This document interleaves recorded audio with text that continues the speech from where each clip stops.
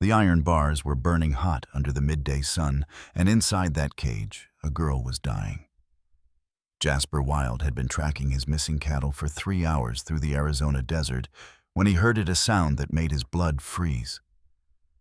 Not the low of cattle or the cry of a hawk, but something else, something human, something broken. He pulled his horse to a stop and listened. The desert stretched endlessly in every direction, nothing but red sand and scattered cactus under a merciless sun. But there it was, again, a weak, desperate sound, carried on the hot wind. Jasper's weathered hands tightened on the reins. For a moment, he considered turning back. He'd come to this godforsaken corner of the territory to be alone, to escape the mistakes that haunted him. The last thing he needed was to get involved in someone else's trouble. But the sound came again, weaker this time. He spurred his horse forward, following the ghostly echo across the barren landscape.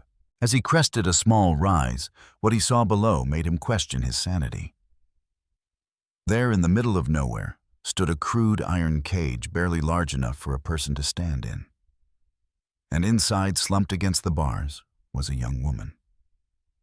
Her dress was torn and faded, her dark hair matted against her face.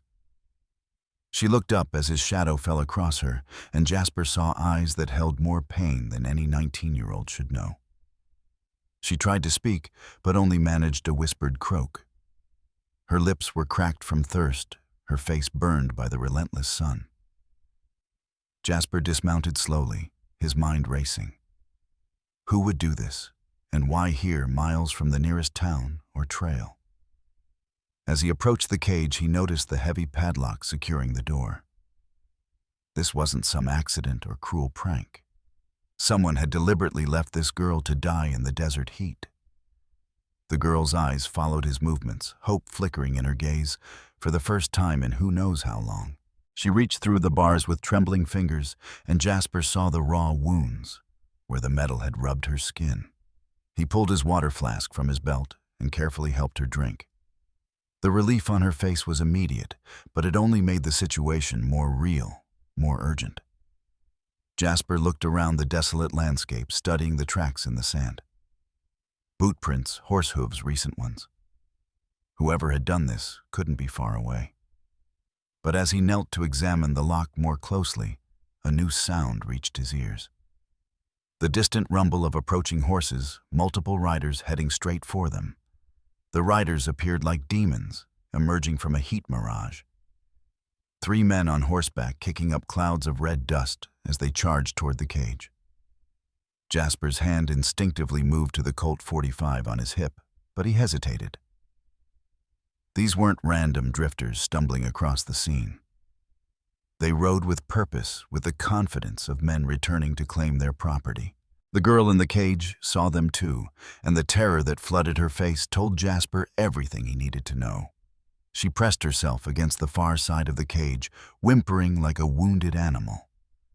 The lead rider was a massive man, with a black beard and eyes like chips of coal.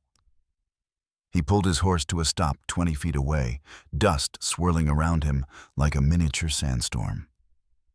"Well, well," the man called out, his voice carrying easily across the desert silence. "Looks like someone found our little lost lamb." Jasper kept his expression neutral, though his mind was calculating distances. Angle's escape routes 3 against 1, and they had the high ground. "Name's Cormac Doolin." The bearded man continued, dismounting with surprising grace for his size. "This here's my property you're trespassing on." Jasper's jaw tightened. "Property? This girl ain't property." Doolin laughed, a sound like grinding stone. "But she is. See, little Magnolia there owes me a considerable debt. Her daddy thought he could cheat at cards and walk away clean. When we came to collect, he'd already run off, left his daughter to pay what he owed." The girl Magnolia shook her head frantically. "I told you I don't know where he went. I swear I don't know." "Course you don't, sweetheart," Doolin said mockingly. "But debt's still debt. And until Daddy shows his face, you're my guarantee he'll come back." Jasper felt something dark and familiar rising in his chest. The same rage that had gotten him into trouble before, that had cost him everything that mattered. But looking at this girl, seeing the hopelessness in her eyes, he couldn't just walk away. How much does she owe Jasper? Heard himself asking. Doolin's companions exchanged glances. One of them, a wiry man with pale eyes, spat in the sand. $500, Doolin said, plus interest, plus the cost of keeping her fed and watered out here. It was a fortune, more money than most men saw in a year. Jasper's ranch barely brought in enough to keep him fed through winter, but as he looked at Magnolia, he saw something that cut through all his careful reasoning. She reminded him of someone else, someone he'd failed to protect long ago. "I'll pay it," Jasper said quietly. The words hung in the desert air like a challenge. Doolin's smile widened, revealing yellowed teeth. "Well, now that's mighty generous of you, stranger. But see, there's another problem." Doolin's hand rested casually on his gun. "You just witnessed something you weren't supposed to see." The threat in Doolin's voice was unmistakable, but Jasper had heard worse from better men. What made his blood run cold was the casual way the other two riders were positioning themselves, spreading out to flank him. "I don't see nothing here but a man helping someone in need," Jasper said carefully. "Far as I'm concerned, I rode out here looking for cattle and found this girl near dead from thirst. Good Christian thing to do is help her." Doolin's laugh was humorless. "Good Christian, huh? That what you call yourself, stranger?" Something in the man's tone made Jasper's skin crawl. He'd spent years trying to escape his reputation, but men like Doolin had a way of sniffing out a violent past. "What I call myself ain't your concern," Jasper replied. "The money I offered is real. Take it and ride away." The wiry man to Jasper's left shifted in his saddle. "Boss, maybe we should just—" "Shut up," Pike Doolin snapped. His coal-black eyes never left Jasper's face. "I'm trying to place you, friend. Something familiar about the way you carry yourself, the way you're standing like you ain't afraid of 3 armed men." Jasper's heart hammered against his ribs. He'd changed his name, grown out, his beard stayed away from towns for 3 years, but some things were harder to hide than others. Inside the cage, Magnolia had gone silent, watching the men with wide, terrified eyes. She seemed to sense that her fate hung in the balance of whatever was happening between these 4 men. "Tell you what," Doolin continued, stepping closer. "Why don't you state your name real clear, like maybe that'll help my memory?" This was the moment Jasper had been dreading for years, the moment his past caught up with him in the worst possible way. "Name's Wild," he said finally. "Jasper Wild." The effect was immediate. The third rider, who'd been silent until now, suddenly straightened in his saddle. "Holy hell, boss. Jasper Wild." The Jasper Wild, Doolin's eyes lit up with cruel recognition. "Well, I'll be damned. The ghost of Tombstone himself thought you were dead, Wild." "I am dead," Jasper said quietly. "Been dead for 3 years. Not dead enough, apparently." Doolin's hand moved to his gun. "See, boys, Mr. Wild here used to be quite the gunfighter. Killed 8 men in Tombstone before he up and disappeared. Word was he lost his nerve after what happened to his." "That's enough." Jasper cut him off, his voice deadly quiet. But Doolin wasn't finished. "What happened to your little sister, Wild? What was her name again?" "That's right, Sarah." The name hit Jasper like a physical blow. 3 years of carefully buried grief and rage came roaring back to the surface. And in that moment of raw emotion, Doolin made his move. Doolin's gun cleared leather fast, but not fast enough. The years hadn't dulled Jasper's reflexes. They'd just buried them under layers of guilt and self-imposed exile. But hearing his sister's name spoken by this piece of filth brought everything back in a lightning flash of muscle memory and rage.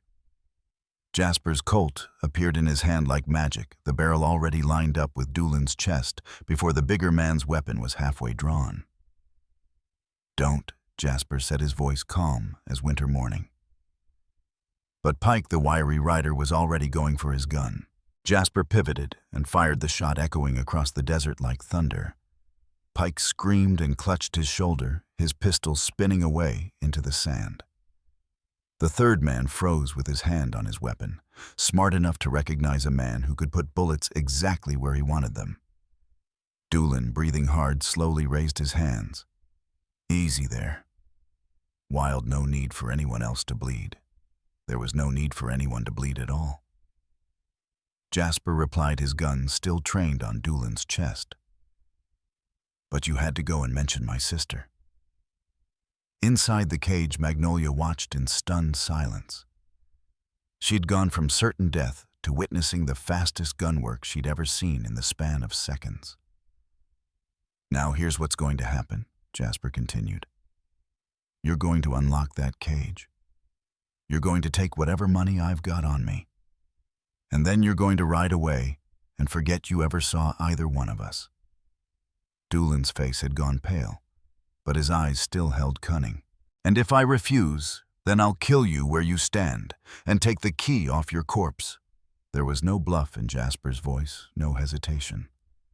Doolin had seen enough killers to recognize the real thing when he heard it. Boss, the wounded Pike gasped from the ground. Just give him the damn key. But Doolin wasn't looking at Jasper anymore. He was looking past him toward the horizon. Problem is, Wild Doolin said slowly, Doolin, we ain't the only ones out here today. Jasper felt his blood turn to ice. Behind him he could hear it now, the distant sound of more horses approaching from the south. A lot more horses. That'd be my business partners, Doolin explained with a returning smile. We got a whole operation running through this territory. Moving cargo from Mexico up north. Little Magnolia here just happened to be in the wrong place at the wrong time, when we needed to send Daddy a message. The hoofbeats were getting closer. Jasper quickly counted the sounds. At least 6 riders, maybe more. Here's your choice, Wild Doolin, said Doolin, his confidence returning with reinforcements on the way. You can kill me, sure enough. But then you'll have to explain to my associates why their business partner is lying dead in the sand. And they ain't near as reasonable as I am. Jasper's mind raced. 6-to-1 odds with an injured girl to protect. No cover except the cage itself. His horse was 20 yards away, too far to reach before the riders arrived. Inside the cage, Magnolia spoke for the first time since he'd given her water. There's something you need to know. She whispered urgently about why they really want me alive. But before she could say more, the new riders crested the ridge. And Jasper realized that Doolin's business partners weren't just any outlaws. They were Federales Mexican soldiers in dusty blue uniforms, rifles glinting in the sun. The Federales rode down from the ridge like avenging angels, their blue uniforms dark with sweat and dust. At their head rode a colonel with silver braiding on his shoulders and murder in his eyes. Jasper kept his gun trained on Doolin, but his mind was spinning. Mexican soldiers this far north meant one thing. They were chasing something or someone across the border, something important enough to risk an international incident. Colonel Vasquez Doolin called out cheerfully as if he didn't have a gun pointed at his heart. Right on time, as always, the colonel's horse snorted and stamped as he pulled up beside the cage. His weathered face showed no emotion as he took in the scene. The wounded Pike Jasper's drawn weapon and Magnolia huddled in the iron prison. Senor Doolin, the colonel said in accented English. There seems to be a complication. Nothing we can't handle, Colonel. Just a local rancher who stumbled across our operation. I was about to explain to him how unhealthy it is to interfere in other people's business. But Colonel Vasquez wasn't looking at Jasper anymore. His attention was focused entirely on Magnolia, and there was something predatory in his gaze that made Jasper's skin crawl. So, this is the famous Magnolia Voss, the colonel said softly. The girl who knows where her father hid my gold. Magnolia shrank back against the cage bars. I told you I don't know anything about any gold. Your father stole $50,000 worth of Mexican Army gold. Senorita gold that was meant to purchase weapons for the revolution. Men died because of his betrayal. Jasper felt the pieces clicking together in his mind. This wasn't just about gambling debts. Magnolia's father had stolen military gold and disappeared, leaving his daughter to face the consequences. Now I understand why Daddy ran, Jasper said grimly. 50,000 in Army gold, that's enough to get a whole territory hunting you. Colonel Vasquez turned his cold gaze on Jasper. And you are someone who's about to make all your problems disappear, Jasper replied, for the right price. The lie came easily, born from years of talking his way out of bad situations. But he could see both Doolin and the colonel calculating, wondering what game he was playing. You see, gentlemen, Jasper continued, lowering his weapon slightly, I happen to know exactly where Magnolia's father is hiding. It was a desperate bluff, but it was all he had. Magnolia's sharp intake of breath told him she was either shocked by his claim or terrified he was about to get them both killed. If you were Jasper, what would you do? Try to convince these dangerous men you know something you don't, risking both your life and Magnolia's if they call your bluff, or make a run for it right now, while you still have a loaded gun and a slim chance. Tell me in the comments. I need to know which side you'd choose, because what Jasper decided next would either save them both or doom them to a fate worse than death. But I'll only talk business with one man at a time, Jasper added. Too many cooks spoil the stew, if you know what I mean. Colonel Vasquez smiled, but there was no warmth in it. Senor, I think you are lying. The colonel's accusation hung in the air like a death sentence. Jasper could feel the weight of 8 rifles pointed in his direction, could smell the metallic scent of gun oil and leather in the desert heat. Maybe I am lying, Jasper said with a shrug that he hoped looked casual. But are you willing to bet $50,000 in gold that I don't know something you need? He was walking a razor's edge now, playing for time he didn't have with information he didn't possess. But he'd learned long ago that desperate men made desperate mistakes. And right now, desperation was his only ally. Colonel Vasquez dismounted slowly, his spurs jingling against the stones. You have 1 minute to convince me you are worth keeping alive, Senor. Harold Voss didn't just steal your gold and run. Jasper began, his mind racing ahead of his words. He's smarter than that. Man doesn't take 50,000 and disappear into thin air unless he's got help, professional help. From the corner of his eye, Jasper saw Magnolia's face go pale. Either his guess was hitting close to home, or she was terrified he was making things worse. What kind of help Doolin demanded Doolin? The kind that costs money, Jasper replied. See, I've been tracking Voss for 3 months now. Not for the gold, mind you. Man owes me for some horses he bought and never paid for, but following a man teaches you things about him. The lie was growing more elaborate by the second, but Jasper could see it was having an effect. Both Doolin and the colonel were listening intently. Harold Voss has been making regular trips to a place called Devil's Canyon, about 30 miles north of here. Going there every 2 weeks, like clockwork, always alone, always carrying supplies. Supplies for what Colonel Vasquez pressed. For whoever's helping him hide that gold, Jasper said. Problem is, I never could get close enough to see who he was meeting. Places like a fortress, only one way in or out, and it's well guarded. Magnolia was staring at him with a mixture of fear and amazement. Something in her expression told him he'd stumbled closer to the truth than he'd intended. But here's the thing, Jasper continued. Last time I saw Voss heading to that canyon was 5 days ago. He was riding hard like something had spooked him. Haven't seen him since. You're saying he's holed up there now? Doolin asked. I'm saying if you want your gold back, that's where you'll find it. But you'll need someone who knows the territory to guide you. Someone who's been watching that place for months. Colonel Vasquez studied Jasper's face like he was reading a map. And in exchange for this information, you want what the girl Jasper said simply. Debt forgiven, cage unlocked. She rides away free. That's my price. Absolutely not, Doolin snarled.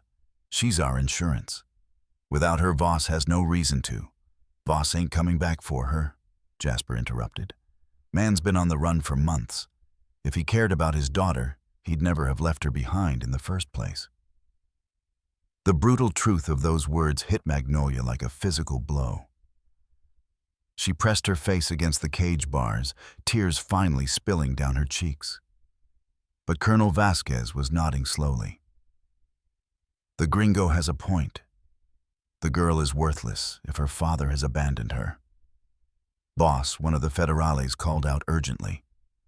Riders approaching from the east, all eyes turned toward the horizon, where a new dust cloud was rising in the distance. More trouble was coming, and fast. The new riders weren't soldiers or outlaws. They were something worse. U.S. Marshals identifiable by their gleaming badges even at a distance. And leading them was a man Jasper recognized with sick certainty. Marshal Thomas Garrett, the man who'd been hunting him for 3 years. Well, hell, Doolin muttered, seeing the same thing. This just got complicated. Colonel Vasquez barked rapid orders in Spanish to his men, who immediately began checking their weapons. The appearance of American law enforcement on what was technically Mexican business could start a war if handled wrong. Jasper's mind raced through his dwindling options. He was trapped between Mexican federales, who wanted information he didn't have, outlaws who wanted him dead, and now U.S. Marshals who wanted to drag him back to face charges for what happened in Tombstone. Listen to me very carefully, he said to Colonel Vasquez. Those marshals aren't here for your gold or your business. They're here for me. But if they take me, you lose your only guide to Devil's Canyon. The colonel's eyes narrowed. What did you do to bring the law this far into the desert? That's not important right now. What's important is that we make a deal before they get here. Marshal Garrett and his men were close enough now that Jasper could see the grim determination on the lawman's face. Garrett had been a friend once, back when Jasper wore a badge himself. That friendship had died the same day as Sarah. Here's what's going to happen, Jasper said quickly. You're going to unlock that cage and give me the girl. I'm going to take you to Devil's Canyon and help you get your gold back. And in return, you're going to help me disappear after this is over. Why would I trust a man the American Marshals are hunting? Colonel Vasquez demanded. Because I'm the only one here who knows exactly where your gold is, Jasper lied smoothly. And because those marshals are about to arrive with enough firepower to turn this into a bloodbath that nobody wants. Magnolia had been listening to every word, and now she spoke up with desperate urgency. He's telling the truth about my father, Devil's Canyon. That's where Daddy said he was going the last time I saw him. It was the confirmation Jasper needed. Magnolia was backing his story whether she understood his plan or not. Colonel Vasquez looked between the approaching marshals and the girl in the cage. If you are lying to me, Senor, I will make sure you die very slowly. Understood? But right now, you need to choose do business with me, or explain to those marshals why you're operating north of the border with stolen Mexican Army gold. The hoofbeats were thundering closer. Marshal Garrett was maybe 2 minutes away. Colonel Vasquez pulled a key from his pocket. One day, Senor, you have 1 day to deliver my gold, or both you and the girl will pray for the mercy of a quick death.